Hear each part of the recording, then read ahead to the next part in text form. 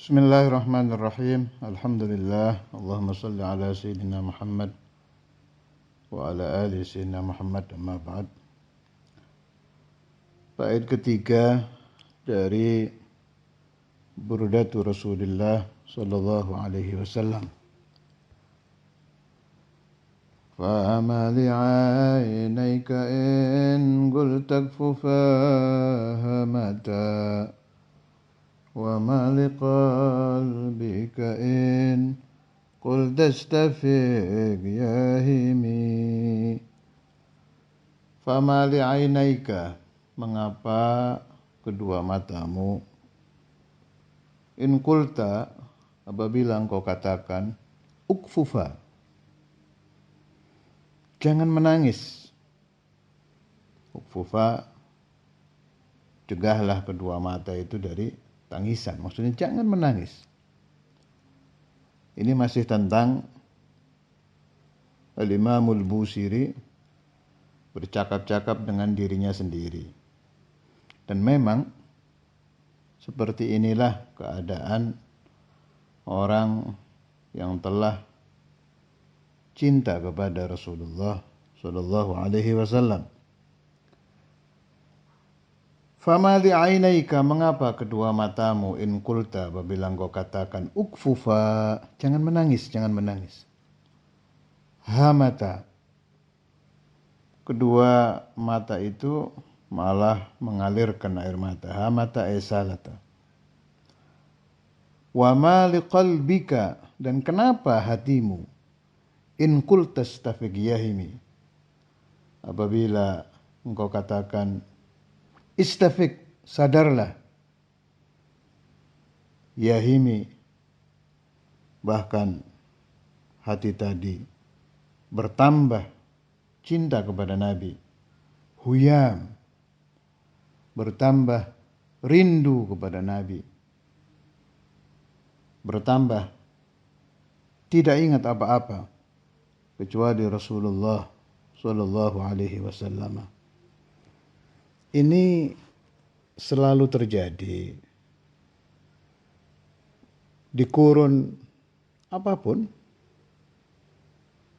abad 1, abad 2, sampai zaman kita ini. Siapapun yang asyik Rasulullah sallallahu alaihi wasallam, siapapun yang ahabba Rasulullah sallallahu alaihi wasallam akan mengerti apa yang diterangkan oleh Al-Imamul Busiri ini. Jadi gak tahu tarikan apa itu ya.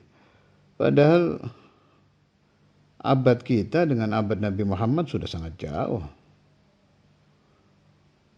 1400, lebih dari 1300. Bainana wa baina Rasulillah sallallahu alaihi wasallam.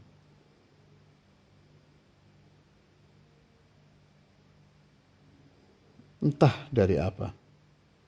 Dan andai dunia ini ditakdirkan panjang umurnya sampai ratusan tahun yang akan datang, ya tetap begini. Kan kita paham, siapa-siapa yang ingin mendekatkan dirinya kepada Allah Ta'ala dengan sedikit saja semangat, ada keinginan mau dekat sama Allah gitu, semangat sedikit, taruh 1%, itu nanti ketarik itu, tanpa dia sadari ibadahnya lebih dari semangatnya. Itu bawaannya begitu. Orang yang ingin mendekatkan diri kepada Allah dengan santai itu, asal ikhlas ini ya, yang terjadi beda itu. Tahu-tahu dia semangat untuk ibadah, semangat untuk qiyamul lail, semangat untuk sholatul duha, semangat untuk istighfar, semangat untuk membaca Quran, dan lain sebagainya. Hadhil asya ghaibiyah. Aneh memang. Itu bawaan orang yang ingin dekat kepada Allah. Nah, orang yang ingin mendekati Rasulullah SAW dengan sholawatnya, dengan burdahnya, dengan baca maulid. Kalau dia mengamalkan ibadah sunnah, dia hadiahkan kepada Rasulullah. Mengalami hal itu juga. Aneh memang. Ingin dekat sama Nabi. Mau baca sholawat kepada Nabi sehari 100. Nanti jadinya tidak begitu. Tahu-tahu pingin lebih, pingin 200, pingin 300, pingin 1000. Ketarik gitu. Jadi kayak hati ini tersambung dengan Nabi. Kemudian Rasulullah melirik orang yang bersolawat kepada beliau. Terus ditarik sama Nabi. Jangan segini. Tambah-tambah. Biar kau lebih dekat kepada aku. Itu bawaannya begitu. Dan ini terjadi di zaman manapun.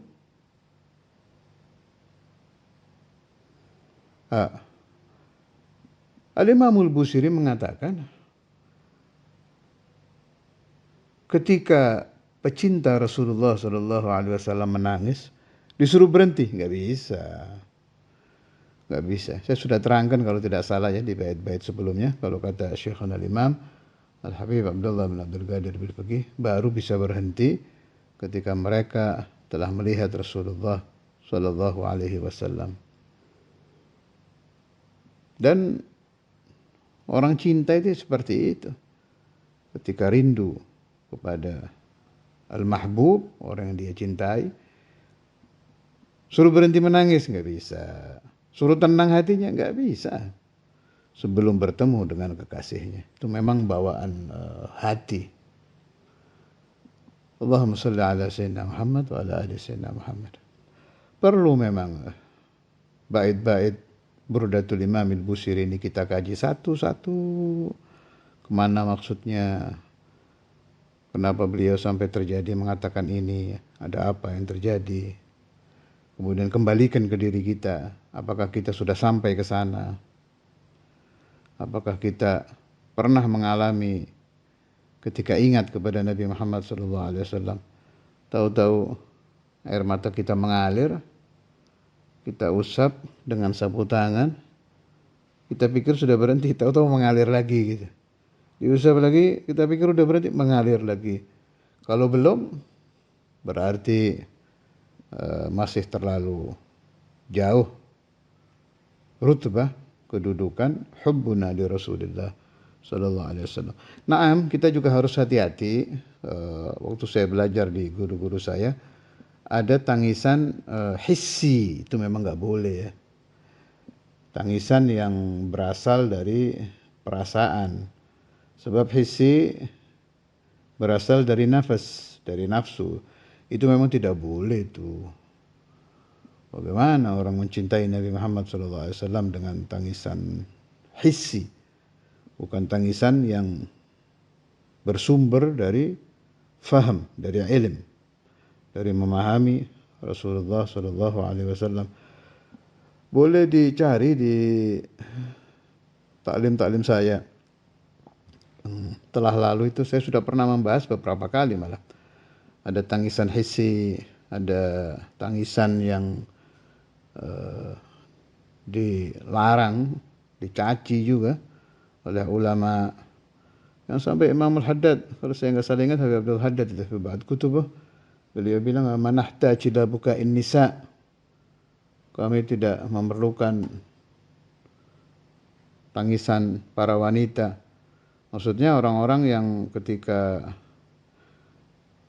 majelis di depan guru-gurunya menangis, habis itu kembali ke tempat masing-masing biasa-biasa aja. Nggak ada peningkatan ibadah, nggak ada peningkatan mujahadah. Di majelis nangis-nangis, pulang biasa lagi. Ya bukan begitu. Tangisan itu kan, kalau yang urusan maksiat ya, tangisan itu kan berasal dari an-nadamah, penyesalan akan dosa. Otomatis setelah menyesal harus tarkul maksiyah. Ini kalau tangisan yang dari sedih karena dia seorang pendosa. Nah, kalau tangisan yang seperti dibahas oleh Imam Al-Busiri yang nasyi'an an hubbi Rasulullah sallallahu alaihi wasallam, ya otomatis setelah dia menangis dia bertambah sholawatnya. Dicek, kenapa saya belum bermimpi Nabi Muhammad sampai umur saya setua ini? Dicari apa hijabnya itu. Ketemu, oh ini gara-gara ini nih. Ini yang yahjubuni an ru'yati Rasulullah sallallahu alaihi wasallam. Ini yang menyebabkan saya tercegah daripada bermimpi Nabi. Ini yang menyebabkan saya tercegah daripada melihat Nabi Muhammad sallallahu alaihi wasallam bi'ainil qalbi, dengan mata hati, dan sebagainya dan sebagainya. Ada tangisan lagi, tapi ini semua cari aja itu rekamannya, insyaallah di Mushola Wali Songo ada panjang lebar sudah. Saya waktu itu memang mencari-cari pembahasan ini saya gabung supaya orang paham. Menangis itu tidak sekedar menangis. Kalau diringkas ya beginilah, ada tangisan yang diridhoi Allah wa Rasuluh, ada tangisan yang tidak diridhoi Allah wa Rasuluh. Contoh, tangisan para artis, itu kan tangisan dusta, namanya juga lagi main sinetron, main film. Apa hadis Nabi Muhammad SAW yang meramalkan akan munculnya tangisan-tangisan sebangsa itu. Qala Rasulullah sallallahu alaihi wasallam, "Idza tamma fujurul 'abdi malaka 'ainaihi fabaka bihima mata syaa," atau kama qala Rasulullah sallallahu alaihi wasallam. Lihat kata-kata Nabi nih. Ini yang dibahas orang menangis loh. Disebut tamma fujurul 'abdi, sempurna rusaknya hamba. Ya. Malaka 'ainaihi, dia akan menguasai kedua matanya. Fabaka bihima mata syaa, kapan saja dia butuhkan untuk menangis, dia langsung bisa menangis. Tapi tangisan dusta. Coba siapa yang pas buat hadis ini? Artis.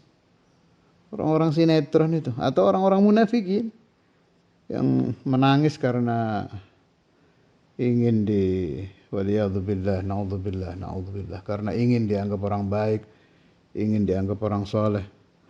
Makanya Al-Qutb Abdullah bin Ali al-Haddad dan lain-lainnya daripada ulama-ulama sufi selalu mengatakan kalau ar-rijal tabki qulubuhum, yang menangis adalah hati-hati mereka, bukan hanya mata. Bukan berarti maknanya saya menentang orang-orang yang menangis dengan mata, tidak. Maksudnya boleh dan sewajarnya air mata mengalir, tapi berasal dari hati.